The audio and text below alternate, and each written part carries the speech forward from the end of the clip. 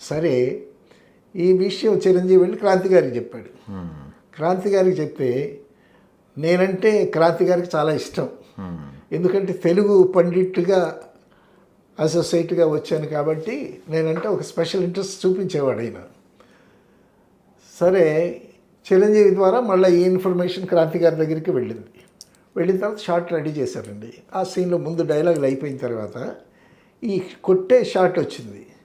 కొట్టే షాట్ వచ్చేసరికి చిరంజీవి ఏం చేశాడు, మరి కావాలని చేశాడు లేకపోతే అనుకోకుండా తగిలిందో, అలాగే ఒకటి కొట్టేసరికి ఇక్కడ తగిలింది అమ్మాయికి.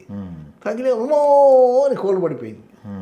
కూలబడిపోయి లైట్స్ అన్నీ ఆఫ్, పిన్ డ్రాప్ సైలెన్స్ సెట్లు. ఆ తర్వాత ఉడుకులను తెచ్చి ఆవిడికి మర్దన చేసి చిరంజీవి దగ్గరికి వెళ్ళి అమ్మాయిని చేయబట్టుకొని సారీ